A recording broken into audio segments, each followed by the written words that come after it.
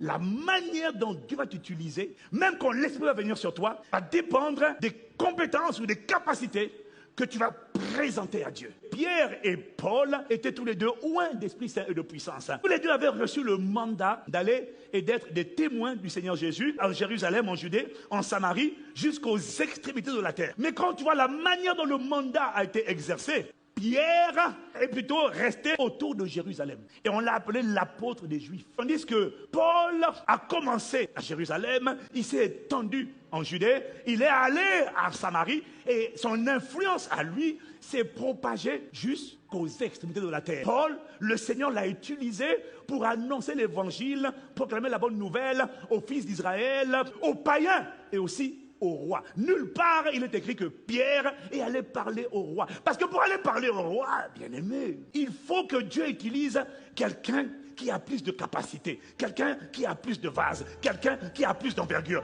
Parce qu'un roi, quand tu lui parles, il faut savoir lui parler. Quand tu vas voir la différence entre Pierre et Paul, tu vas te rendre compte que Paul était instruit. Paul connaissait, il avait une énorme culture. Paul connaissait le grec, Paul connaissait l'araméen.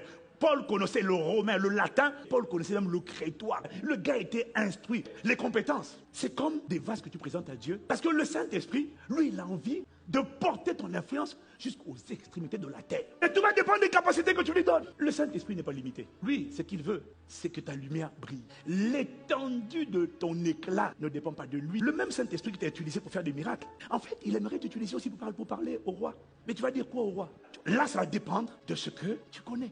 Parce que quelqu'un qui ne connaît pas le management, le pilotage d'une organisation, quelqu'un qui ne connaît pas la politique, tu ne connais pas l'économie, tu ne connais pas les affaires, tu ne connais pas le droit. Si tu rencontres un ministre ou tu rencontres un chef d'État, comment peux-tu le conseiller si tu ne comprends rien à l'économie? Parce que ce n'est pas le Saint-Esprit qui va t'apprendre l'économie. Ce n'est pas le Saint-Esprit qui va te prendre l'art du management, d'une entreprise, d'une organisation. Pour que l'Esprit t'utilise dans ce domaine et te donne des paroles de sagesse, qui fasse de toi ce qu'il a fait avec Joseph. Il faut que tu connaisses quand même le management. Il faut que tu aies prouvé des aptitudes de management chez Potiphar, en prison, avant que Potiphar ne t'établisse sur tout l'Égypte. Parce que quand tu sais parler le langage du management, l'Esprit peut passer dans le filtre, dans le canal du management, pour te donner des paroles de connaissance et de sagesse sur comment on manage un ministère, une grande entreprise, un État.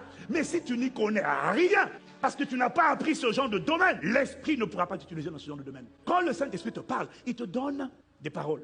Mais il y a des capacités que tu dois développer. La communication orale. Ce n'est pas le Saint-Esprit, c'est toi qui dois apprendre. Mais si tu as appris à communiquer de manière orale et que tu as le Saint-Esprit, quand il atterrit sur toi, il va alterner humour, il va alterner enthousiasme, il va alterner des séquences. Et puis les gens t'écoutent, ils disent, mais vraiment quand il parle c'est beau, hein, c'est merveilleux, vraiment, c'est vraiment enthousiasmant de le voir faire. Hein. Parce qu'il y a des choses que tu dois travailler la capacité et l'emmener devant Dieu pour qu'il utilise la capacité. Lui, ce qui compte, c'est la parole. Il veut t'utiliser pour parler, d'accord. Mais si tu sais jouer, si tu sais parler, si tu sais chanter, tu as fait 3 capacités.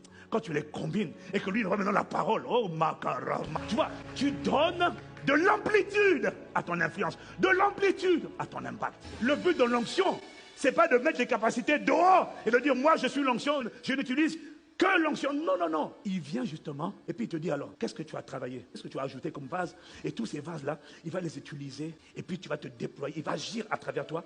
Et du coup, ton impact peut aller loin. Tu peux parler à plusieurs types de personnes et puis éclairer leur vie à travers les dons du Saint-Esprit.